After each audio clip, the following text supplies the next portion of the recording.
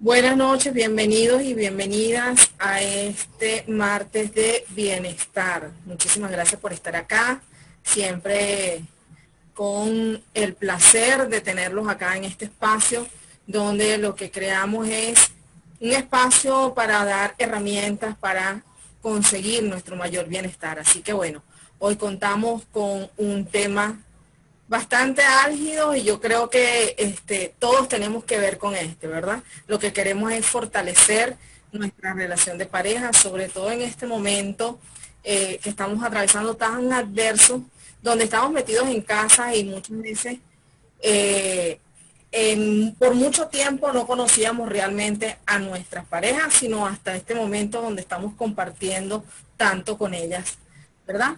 Entonces, qué mejor momento que dar esta charla con información relevante, información importante que nos ayude a tener una mejor comunicación y un mejor entendimiento para fortalecer la relación de nuestra pareja. Así que bueno, muchísimas gracias por estar acá. Espero que esta hora sea de el mayor provecho para ustedes. Contamos con un extraordinario terapeuta, quien es Almer Bracamonte, que ustedes lo conocen. Almer es penalista, experto en PNL, así que bueno, con esta actividad del día de hoy, de hecho, va a aplicar la herramienta de programación neurolingüística. ¿Verdad? Muchísimas gracias, Almer. Además, Almer, de ser director de aquí de la Asociación Venezolana de Gestión Humana, donde laboramos en conjunto, adicionalmente a eso, experto en recursos humanos. Y bueno, nada, tenemos un gran y extraordinario facilitador acá para que nos ayude con esas herramientas que todos necesitamos. Así que bueno, bien, gracias Albert por estar acá, por estar en este espacio, por aportar ese poquito, ese granito de arena a cada una de las personas que estamos aquí el día de hoy.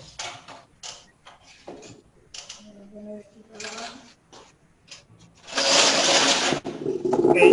Bueno, buenas noches. Ha sido un placer, realmente es un placer poder conectarnos por esta vía para conversar sobre un tema que tiene que ver con las relaciones de pareja. Y en mi labor como terapeuta y como coach, esto es un tema que quizás estamos viendo en consulta con mucha frecuencia.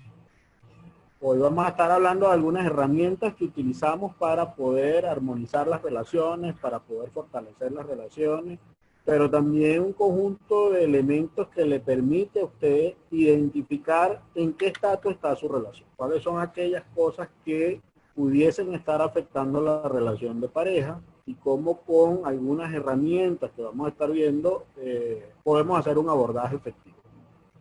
Entonces, el primer elemento que hay que chequear aquí es qué es lo que es una relación de pareja. Y pareciera mentira, pero esto es una pregunta que cuando lo hacemos en consulta, ahí comenzamos a darnos cuenta la disonancia o la dificultad que hay en esa relación. Porque cuando le pedimos a ella que defina qué es una relación de pareja y después le decimos a él que defina qué es una relación de pareja, no hay coincidencia en los conceptos. Y si no hay coincidencia en los conceptos es porque además hay criterios que utilizamos para definir qué es eso. Entonces ya ahí comenzamos a tener quizás el primer elemento.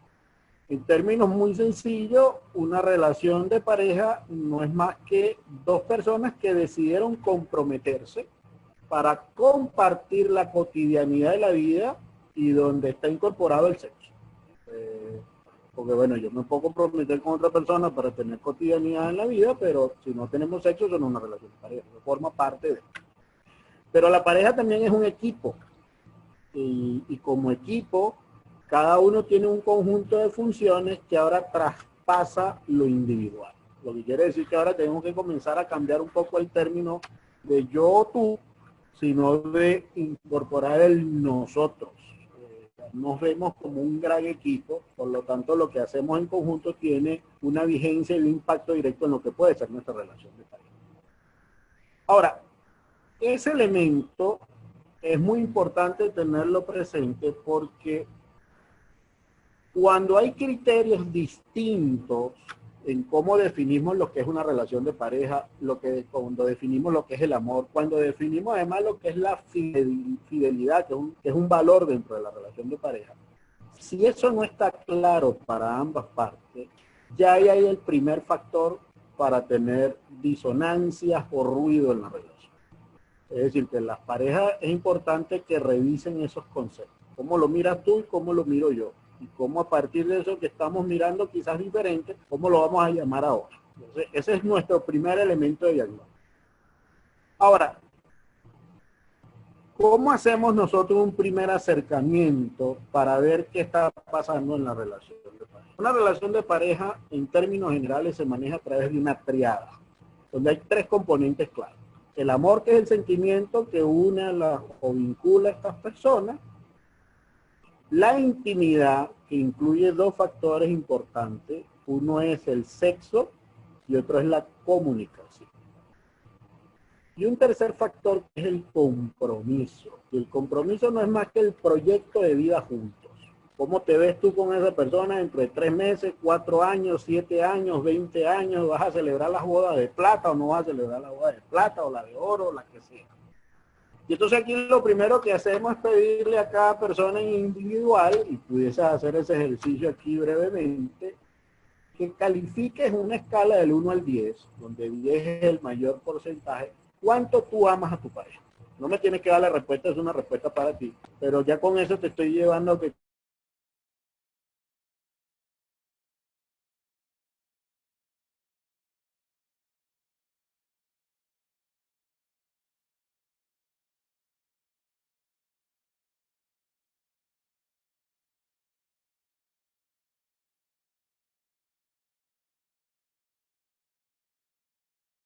una de las partes. ¿Cómo es esa comunicación, esa escala del 1 al 10? ¿Cómo es la comunicación como pareja? Y en una escala del 1 al 10, ¿cómo tú estás viendo el compromiso con esa persona? ¿Qué hacemos con esos resultados individuales? Chequeamos. Y vemos dónde hay coincidencia, dónde hay diferencia. ¿Qué a veces es lo que nos conseguimos?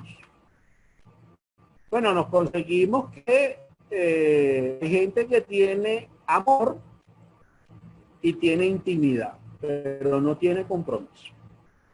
Eso es lo que nosotros llamamos en criollo un amigo con derecho. No es una relación de pareja. Lo único que tiene unida esa relación es el sexo como recurso. Y aquí hay que tener mucho cuidado porque las relaciones que se vinculan solamente por el sexo son relaciones que al final terminan muy mal. Y además de eso, psicopatológicamente hablando, estaríamos diciendo que son relaciones que a la larga van a entrar en una condición de adicción. No es una relación que está ligada al amor propiamente dicho, es el disfrute sexual lo que los mantiene vivos. Y resulta que el sexo en algún momento va a cambiar. Va a cambiar porque el deseo cambia, porque quizá la frecuencia cambia. Muchos de ustedes pudiesen evaluar en este momento cuántas veces hacían el amor con su pareja cuando comenzaron como novios y cuánto lo hacen ahora que quizás tienen 5 o 7 años o 4 años. Es muy probable que la frecuencia baje. Y eso hay que checar. Entonces, el primer acercamiento es eso, evaluar cómo estamos en el amor, en una escala del 1 al 10, cómo estamos en intimidad del 1 al 10 y cómo estamos en compromiso del 1 al 10. Eso nos da un panorama de cómo estamos entendiendo la relación de pareja en este momento con el otro. Pero eso lo verificamos con un elemento adicional, que es un método del doctor Luis Arocha Mariño, que es un médico psiquiatra venezolano, que además tuve la oportunidad de decirlo en varias oportunidades, y se encuentra ahora en Ecuador. Y es un método que él le llama la mesa armorosa. Armorosa, ¿por qué? Porque tiene la armonía y el amor incluido. Y esto nos permite también hacer una evaluación. Entonces, ¿qué empezamos a evaluar? Empezamos a evaluar en individual cómo está el deseo sensual y el deseo sexual. Entiéndase que lo sexual tiene que ver con la gratificación de los sentidos. Está muy ligado al tema del coqueteo. Está muy ligado a esa mesa, a esa cena íntima. Mientras que el deseo sexual está estrechamente ligado al deseo del impulso de tener el sexo o del erotismo, de lo erótico. Entonces chequear cómo estamos ahí, en esa escala del 1 al 10 también. ¿Cómo estamos a nivel de respeto al otro? Entendiendo el respeto al otro es cuánto yo acepto y tolero al otro, tal como él es. ¿Lo sigo aceptando igual? No lo sigo aceptando igual, igual en la escala del 1 al 10. Y entramos otra vez a revisar con más detalle la comunicación. Oye, eso que nos queremos decir, el otro lo está recibiendo tal como yo lo estoy diciendo, o lo estamos distorsionando en el camino. Es más, nos estamos acusando permanentemente de lo mismo. Cuando en una relación de pareja las partes se acusan de lo mismo, ya tú puedes saber de entrada que ya hay un problema conmigo. Este es el primer factor. Y revisamos de último el plan de desarrollo como pareja. Es hacia dónde vamos. Tiene mucho que ver con el elemento del compromiso que vimos en la lámina anterior. ¿Cómo nos vemos dentro de 3 años, 4 años, 5 meses? ¿Ok? Cuando chequeamos y nos damos cuenta que hay coincidencias en los valores, ya sabemos que ahí hay un tema de interacción. Pero cuando hay diferencias de verdad muy marcadas, ya sabemos que hay un grave problema de interacción. ¿Y qué entendemos por interacción? Esa capacidad que hemos tenido de buscar acuerdos, de definir acuerdos como relación de pareja. Y por supuesto eso nos permite también darnos cuenta donde tenemos desacuerdos, donde definitivamente no llegamos a entendernos. Muy bien. Entonces, aquí tienen 2 métodos fundamentales y mi recomendación siempre ha sido esto usted debería hacerlo por lo menos cada 6 meses. Por lo menos cada 6 meses con su pareja. Ojo, no es para acusarse, sino para definir qué vamos a hacer para mejorar lo que tengamos que mejorar y para corregir lo que tengamos que corregir. Pensando que esto es una relación de pareja que solo se alimenta cuando los dos estamos en interacción sana. Este elemento hay que tenerlo muy presente. ¿Okay? Ahora, hay 4 conductas que psicológicamente te dicen que si eso es lo que está pasando en la relación, lo más seguro es que esa relación culmine. Y son 4 conductas además que generan condiciones muy malsanas. La primera es la crítica. Esa conducta de calificar al otro, de juzgar al otro, de emitir juicios de valor y no pararme en conductas observadas.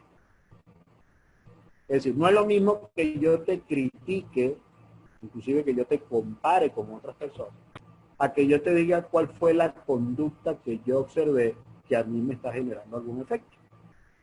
Son 2 cosas totalmente distintas. La crítica es un elemento que va dirigido exactamente a la autoestima de la persona. Ojo con esto. El segundo factor es el desprecio. Y miren algo interesante que pasa mucho en psicología.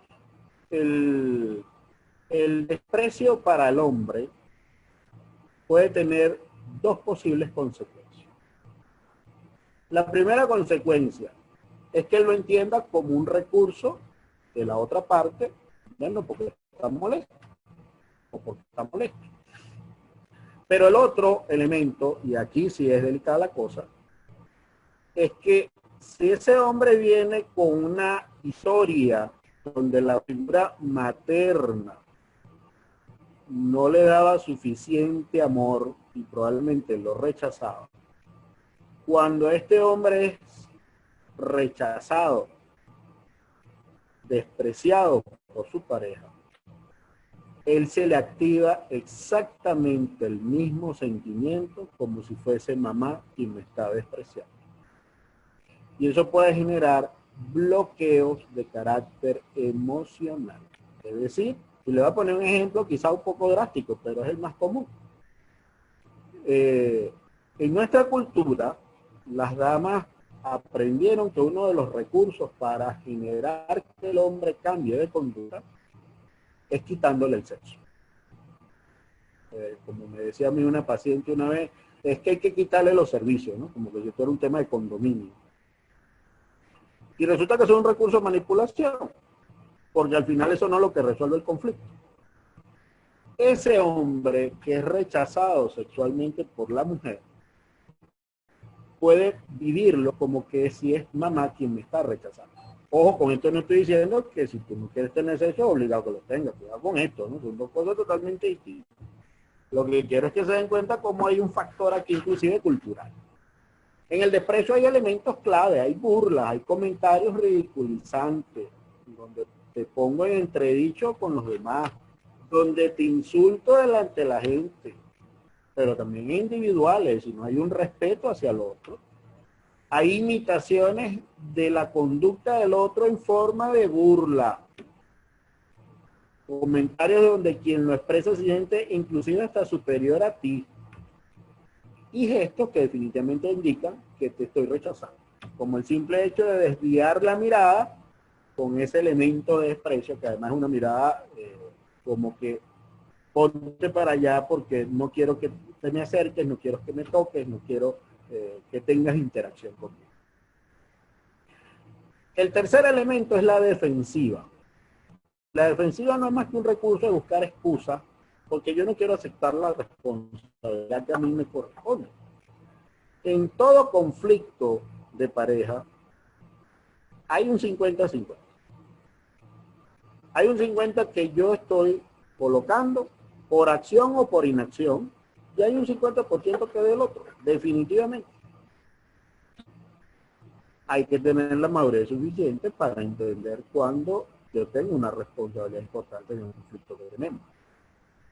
Ahora, cuando estos tres elementos iniciales se disparan, se activa un cuarto, que es la retirada emocional. Este es quizás el elemento que te dice a ti, esta relación está a punto de destruirse.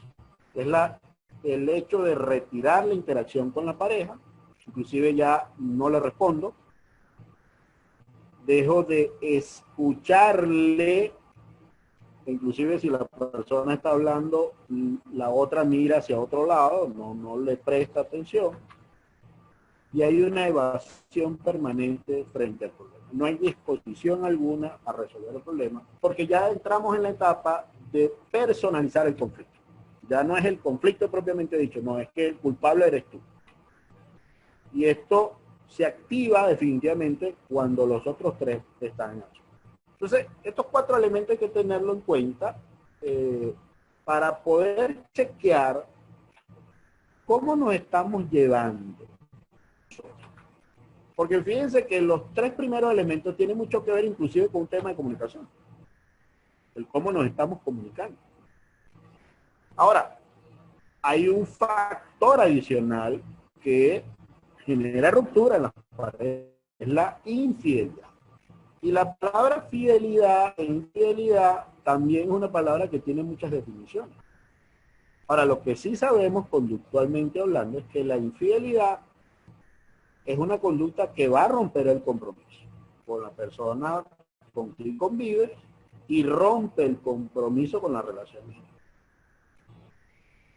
La fidelidad, y ojo con esto, es una decisión individual, y la infidelidad también. Quien decide ser infiel, él está tomando una decisión. Y no pudiésemos decir que es una decisión inconsciente. No, el infiel toma decisiones conscientes. Él sabe los efectos que puede generar eso si pudiese ser descubierto mañana. El tema es que el infiel, y aquí está el perfil psicológico del infiel, por lo general el infiel es una persona que es de baja autoestima. Y él necesita ser reconocido. Por eso es que el infiel además le enorgullece decir, por ejemplo en el caso de los hombres, cuántas mujeres tiene. Además lo dicen con aquel orgullo. Entonces, están haciendo una epopeya. ¿Okay? Y gozan además, por lo general, de un elemento que se llama hedonismo. El hedonismo es una orientación al disfrute. Lo que nos dice la psicología conductista es que alguien que está orientado al disfrute, es decir, que goza del hedonismo, es alguien que durante su infancia vivió tantos momentos de dolor que su recurso de defensa fue buscar el placer. Y entonces se encuentra que él necesita buscar el placer por distintas formas. Y se puede conseguir que el sexo opuesto puede ser un recurso que le permite generar placer. Voy a poner un ejemplo aquí muy sencillo. Probablemente algunos de ustedes están viendo ahorita la serie de Bolívar. Y si se habrán dado cuenta, Bolívar tiene una altísima tendencia al hedonismo con relación al sexo opuesto. Si Bolívar gozara de una relación de pareja estable, Bolívar fuera un infiel, definitivamente. Pero es que Bolívar definitivamente en su infancia vivió experiencias muy severas de dolor con respecto a la figura. Se le muere su mamá estando muy pequeño, luego se le muere el abuelo, después se le muere su esposa, después se le muere una amiga que tenía que era también su media pareja, etcétera, etcétera. Y siempre tuvo una tendencia al hedonismo asociado a buscar el placer porque el concepto de la mujer para él estaba muy ligado al dolor. Entonces es un recurso de defensa hasta que toma conciencia. Ahora, mucha gente pregunta, ¿el infiel cambia? Bueno, los estudios lo que refieren es que no cambia. Y no cambia porque por esas dos condiciones que acabamos de comentar. Porque tiene un tema de baja autoestima y porque tiene una tendencia al hedonismo. El infiel, aunque te lo prometa, la única manera de chequear que no va a ser infiel es que si le pones las mismas condiciones para cuál fue infiel anteriormente, vamos a ver si no se comporta igual. Pero lo que sí demuestran los indicadores es que se va a comportar igual. Por lo tanto, quien convive con un infiel no es el infiel el que tiene que cambiar. El que tiene que cambiar es quien convive con el infiel. Porque ahora, visto más desde la psicología junguiana, de Carl Gustav Jung, quien convive con un infiel, ese infiel le está mostrando que usted también es infiel, pero que es infiel con sus valores. Porque si tu valor personal de vida tiene que ver con el amor hacia ti mismo, ¿cómo es que tú permites estar en una relación donde se te es infiel? Entonces él te está mostrando que tú no eres fiel contigo. Que tienes que trabajar tú. Por eso es que el infiel no cambia. El que tendría que cambiar es la persona que convive con alguien que es infiel. ¿Sí? El otro factor que definitivamente genera una infidelidad, o más que una infidelidad, es mucho condición de infelicidad, son los celos. Etimológicamente la palabra celos significa vigilar. Es decir, alguien que es celoso está permanentemente vigilando qué es lo que hace el otro. Y aquí hay una imagen muy interesante que dice que no eres celoso por lo que ves, sino por lo que tú te imaginas. Es decir, que los celos ya de entrada es un sentimiento. Y los sentimientos tienen una característica, que los sentimientos son de pensamientos. Yo me imagino cosas, yo me supongo cosas. Entonces, alguien que está en una condición de celos tiene que revisar qué pasó en su primera edad, es decir, en su infancia. Porque generalmente los celosos tienen una conducta de crítica destructiva y de amor en su primera infancia. Fueron criticados permanentemente, hubo falta de amor en su primera etapa de la vida. Son personas que se sienten inferiores o insuficientes y eso los llevan a compararse negativamente con otra persona. Entonces, claro, cuando llega adulto y se tiene que vincular con otro, ¿qué sucede? Va a esa relación con esos temores, con esa gran sensación de inseguridad. Y se generan inclusive los temas más graves, y esto requiere de psicoterapia, de desarrollar inclusive lo que se llama una celotipia, que son los celos impulsados. Además me creo toda una película de que mi pareja me está haciendo infiel. ¿Cuál es el antídoto para los celosos? Desarrollar su autoestima. Fortalecer su amor propio. Porque cuando usted se gusta, cuando usted se respeta, y por eso hablamos de amor propio, en ese mismo momento usted no le preocupa los comportamientos del otro, entendiendo además que la infidelidad es una decisión individual. Entonces yo no estoy en un proceso de vigilancia permanente, que además es sumamente agotador y que además genera efectos inclusive psicóticos. Ojo con esto. Cuando digo efectos psicóticos es que como yo me estoy imaginando cosas donde no las hay, yo ahora me convierto en un acosador permanente del otro. Ya ahí estamos hablando de una celopatía y que requiere terapia. Además, en los casos más extremos inclusive hay que medicar al paciente. Entonces, estos factores son claves. Ahora, se habrán dado cuenta que buena parte de los conflictos en las relaciones de pareja tienen que ver con la comunicación. Por eso hablábamos de la interacción. Y es que resulta que nosotros necesitamos saber que somos totalmente diferentes, neurológicamente hablando, hombres y mujeres. Somos muy distintos. Las damas son extensivas en su vida. Una mujer da mucha información, pero también quiere mucha información. Es muy probable que alguna de las damas que están en el grupo, cuando le preguntan a su pareja, mi amor, ¿cómo te fue hoy? La respuesta típica sea, bien. Y usted no está conforme con esa respuesta. Usted quiere más información. Usted quisiera saber, oye, pues cuéntame cómo te fue, qué hiciste durante el día. Los hombres, por el contrario, son concretos en su discurso. Por eso es que respondemos sí, no, bien, mal. Es decir, pareciera que nos encantan las preguntas cerradas, no las preguntas de desarrollo. Y resulta que cuando un hombre le pregunta a una mujer, mi amor, ¿cómo te fue hoy? Yo siempre le digo a los alumnos y a los pacientes que también atienden en algunos talleres, le digo, mire hermano, siéntese a escucharla porque te va a echar cuento. Y te va a echar cuento además con carga emocional. Porque ella además y le interesa transmitirte los detalles de lo que hizo durante el día. Las damas hacen solicitudes adornadas y no directas. Esto es un temazo. Cuando una mujer quiere ir a la playa, por lo general no va a decir, mañana a las 8 nos vamos para Chichiriviche. Olvídate de eso. Es muy probable que se levante, se pare en la ventana y cuando vea que está el sol radiante, digo, y el día está bonito. Y se mira la piel.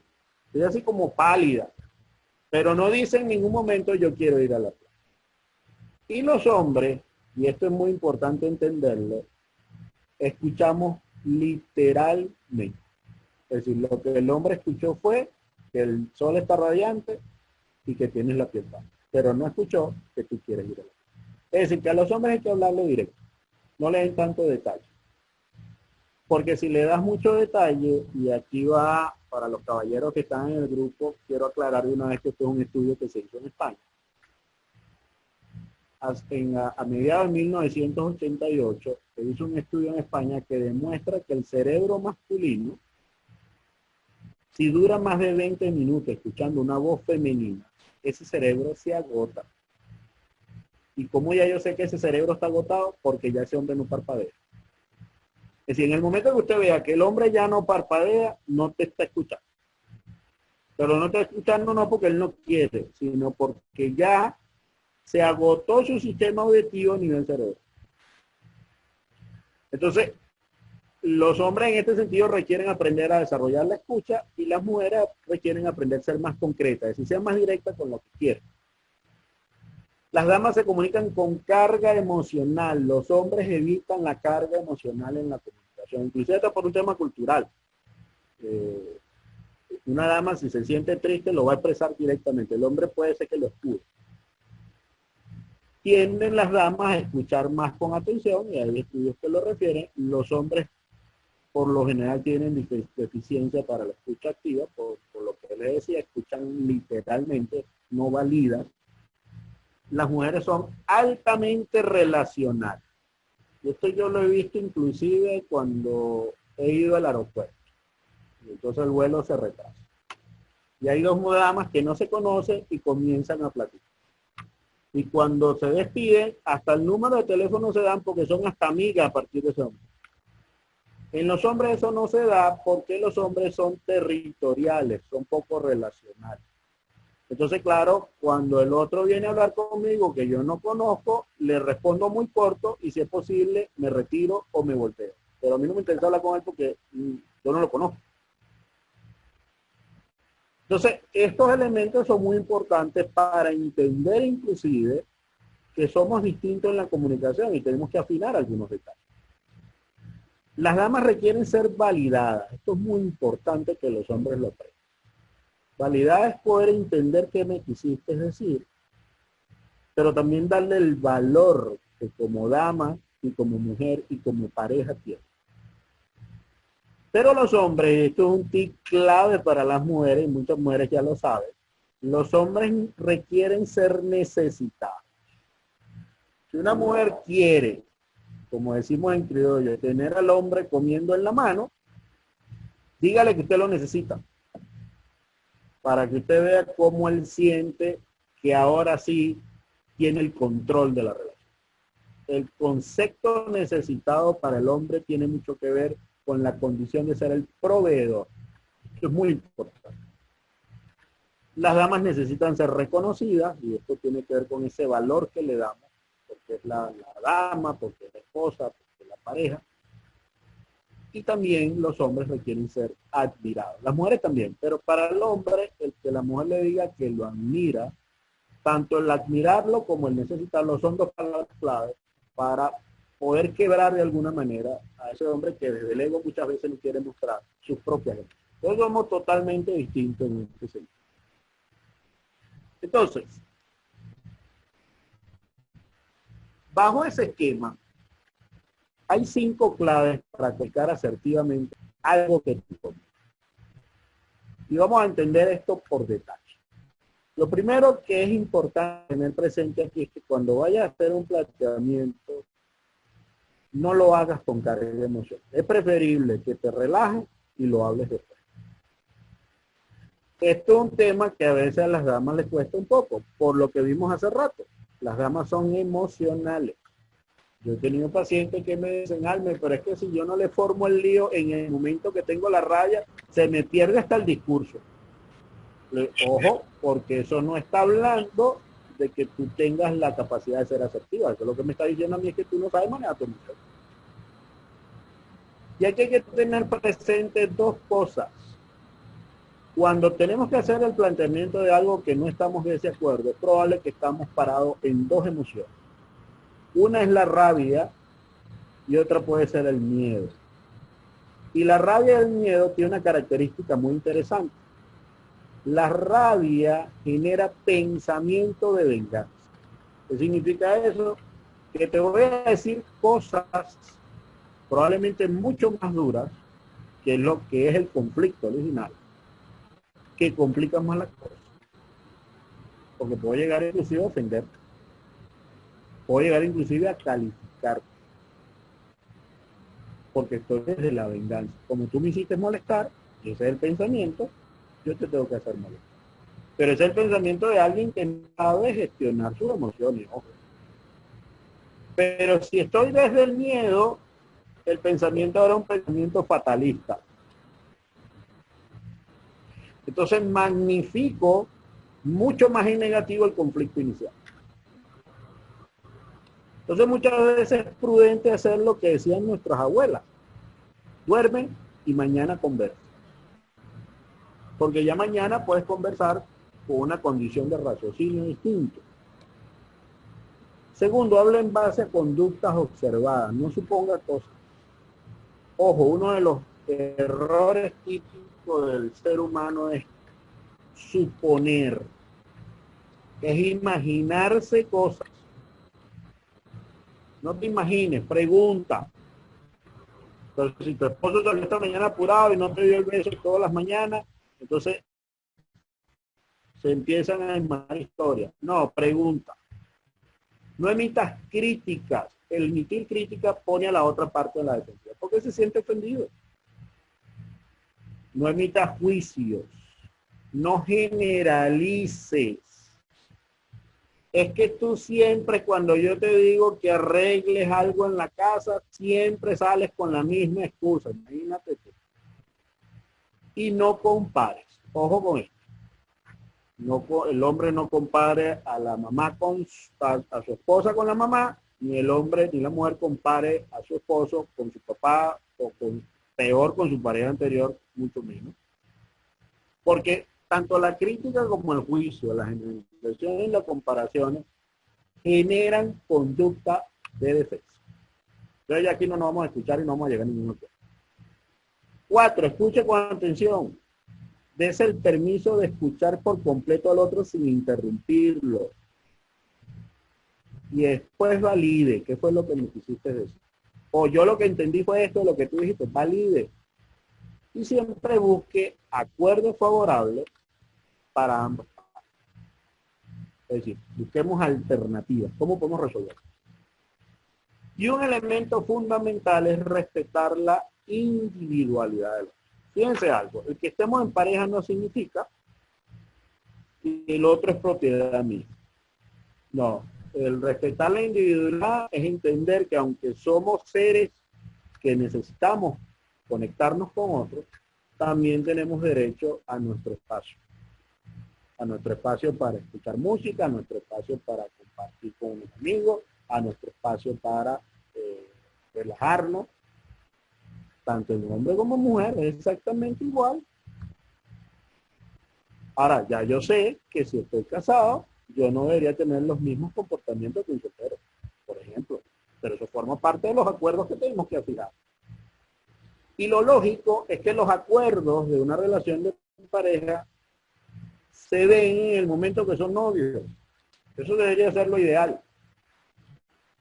Entonces, importante respetar la individualidad. Pregunta hasta aquí.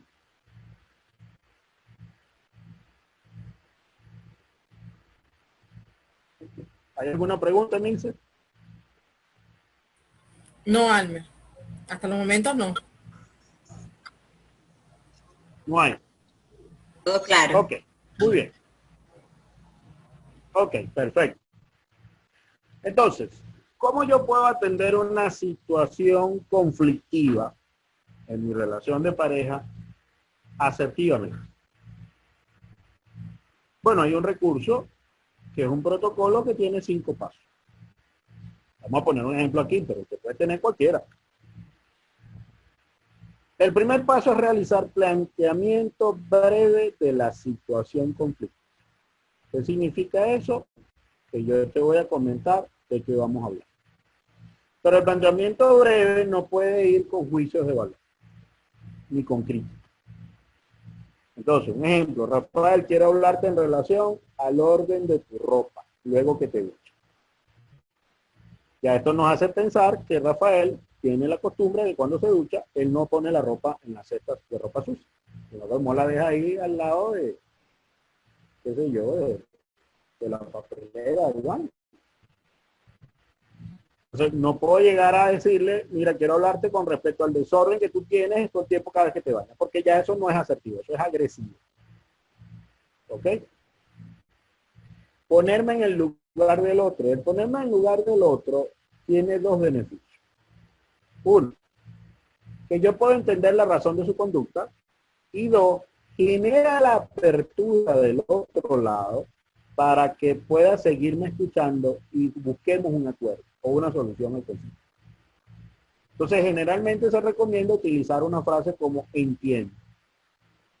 Oye, yo entiendo que para ti debe ser cómodo dejarlo en la esquina del baño.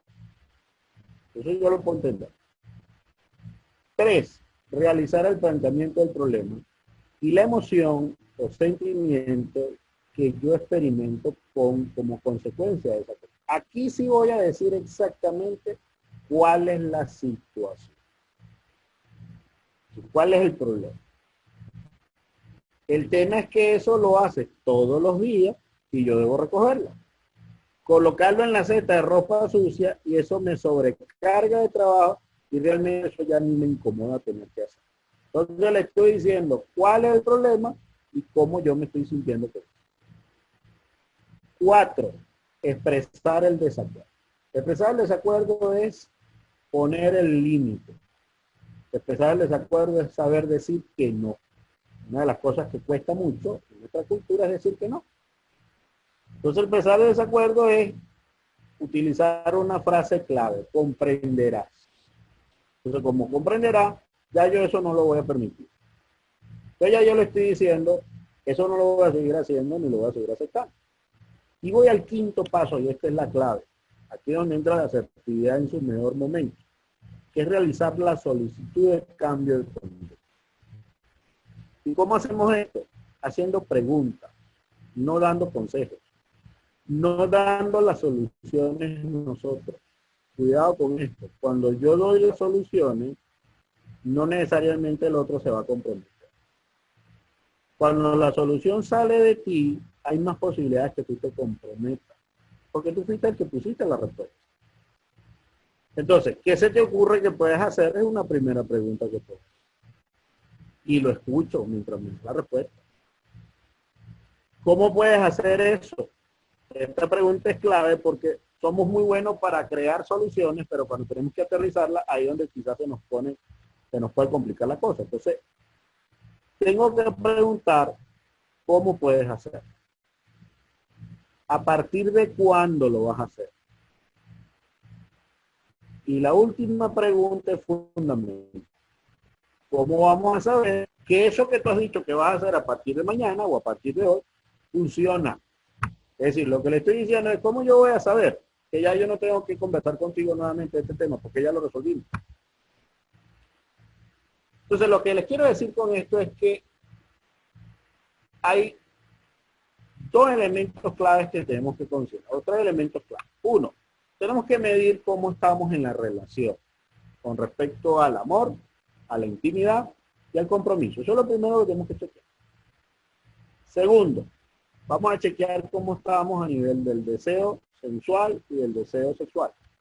Cómo estamos con respecto al respeto al otro. Cómo estamos con respecto a la comunicación. Y cómo estamos con respecto a ese plan de desarrollo.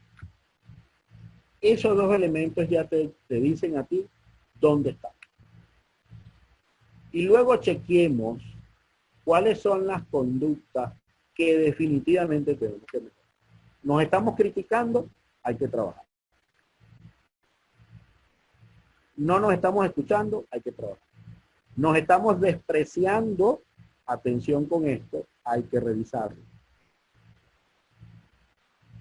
Ya hemos decidido quitarnos el contacto emocional, hay que revisar. Son conductas que tengo que trabajar ya.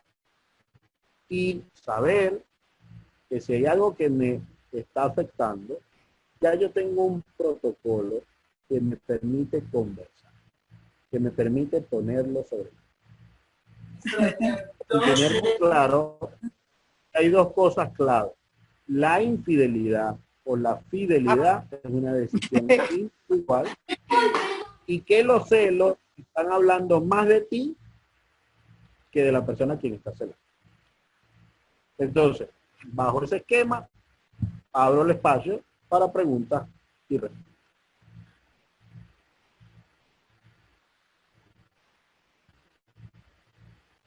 Pueden hacerla por el chat o la pueden hacer a través del micrófono.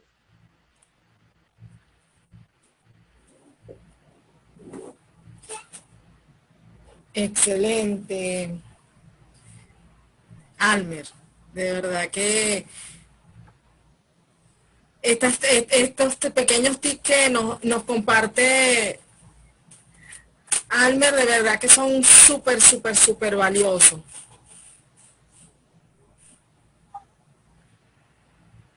Tenemos preguntas, intervenciones. Aprovechen. Además de feliz que estoy de tener, bueno, una audiencia y además esas parejas que están en conjunto oyendo esta actividad.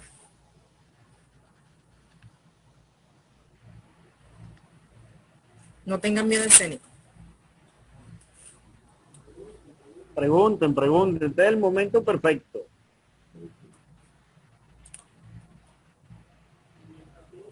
Y mientras piensen su pregunta, quiero decirle algo más. Para los que están en pareja y tienen hijos pequeños,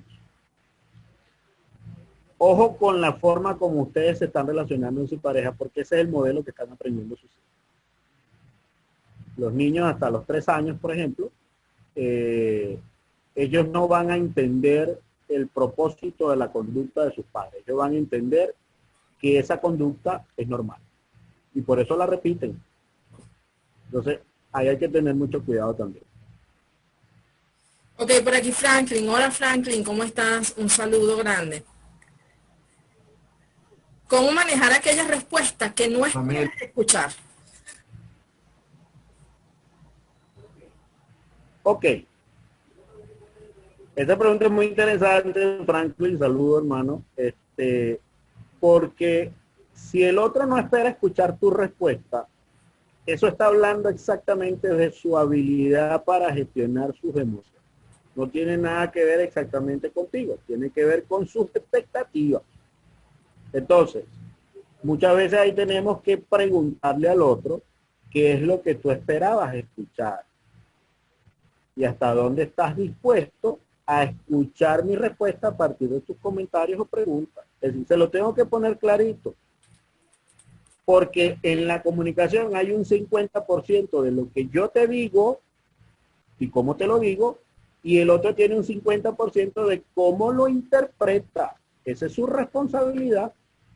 Mi responsabilidad es tratar de ser lo más claro posible y además de poder validar que el mensaje te llegó. Pero la responsabilidad del otro parte del hecho de cómo le interpreta lo que yo le estoy. Entonces, a lo mejor si lo que estaba esperando era una respuesta que no es la que yo le estoy dando, eso tiene que ver con el manejo de su gestión emocional. Entonces tendré que preguntarle qué esperaba escuchar. ¿Y qué te dice a ti que esa iba a ser mi respuesta? Porque ahí también le estoy invitando a la persona a que se dé cuenta que no puede suponer. ¿Ok? ¿Otra pregunta? Ok, agradecida Almer, excelente, como siempre. Mi pregunta, si ya te deslindaste emocionalmente de la pareja, ¿es posible reactivar el vínculo? Si te deslindaste de verdad, ya no es posible reactivar el vínculo. Si te deslindaste de verdad, no es posible reactivar el vínculo. Si hay reactivación del vínculo es porque no cerraste ese ciclo completo. Y le voy a decir una técnica rapidito, te das cuenta si ustedes cerraron ese ciclo, no, rápido. Ustedes agarraron una hoja de papel y van a poner el nombre de esa persona. ¿Ok?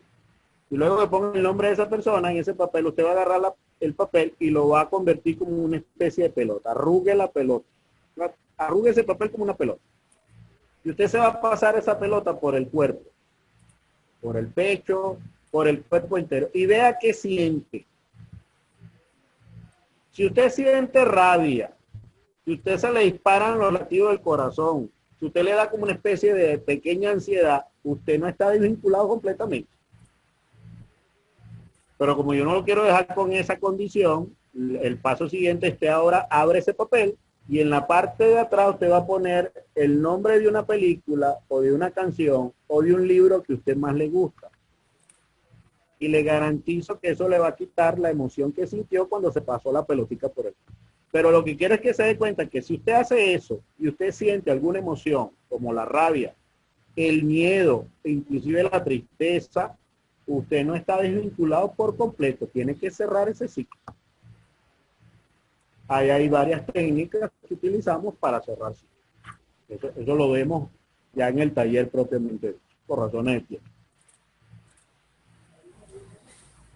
¿Alguna pregunta más? No, bueno, hasta los momentos, Franklin, mil gracias, excelente. Hasta el, a ver, buenas noches. Gracias, Y amigo. al comienzo de la relación hubo muchas críticas e humillaciones. ¿Es posible volver a empezar? Sí, siempre y cuando te sientes con el modelo de comunicación asertiva que vimos ahorita antes de preguntas y respuestas y ponga los límites. Es decir, pongas qué es lo que tú no vas a seguir aceptando. Mientras eso no lo pongas, le estás diciendo al otro que tiene permiso para seguirlo haciendo. Por eso es que la interacción tiene que ver con las reglas de juego que como pareja vamos a establecer. Eso tiene que ver con eso. A ver, Zulenji. ¿Otra? Sí. Almer, en el caso de que hables y expongas la situación a tu pareja, pero no recibes un feedback, es decir, el otro está en silencio, emitiendo vagas respuestas, ¿cómo abordarlo para que exponga su punto de vista de la situación planteada? Ok. Hay un modelo terapéutico que nos dice cuáles son las conductas que asumen las personas cuando están en conflicto. Esta es una conducta en particular. Es una conducta más de carácter evasivo. Entonces, si tienes que hacer un reclamo de varias cosas, no hagas todos los reclamos el mismo día, ni en la misma conversación. Habla de un tema solo y llega a un acuerdo con esa persona. Y pregúntale claramente, ¿cómo pretendes o cómo crees tú que se puede resolver? Pero no le hables de varios temas a la vez. Uno primero y otro después. Acuérdense que los hombres escuchamos literal y es sí o no. Si nos dan mucha información, nos colapsa, aunque suene básico. Comienza Entonces, a darle vuelta a una los situación primero, sí. Una situación primero y cuando te digan es que no sé, utilicen una técnica que utilizamos mucho en terapia que y si supieras qué crees tú que pudiéramos hacer. Y en algunos casos te tienes que involucrar tú en las últimas preguntas que vimos en el protocolo. ¿Cómo crees tú que podemos resolverlo? ¿De qué manera lo vamos a hacer? ¿A partir de cuándo? Porque en muchos casos te vas a tener que incorporar también. ¿Ok? Excelente. ¿Alguien más? Bueno, le comentaba a Dimaris que me pregunta si va a estar colgado el video, si vamos a compartir el video, va a estar colgado en el canal. Una vez ya lo edite y el internet me lo permita, va a estar colgado en el canal de Vida en Armonía. Así que ahí lo tendrán. Y bueno, invitarlos a nuestro taller que vamos a tener un poco más extendido con todo el tema y las dinámicas que hace Almer con todos los protocolos para poder lograr una buena, de fortalecer las relaciones de pareja. Así que nuestra invitación, además de todos estos tips que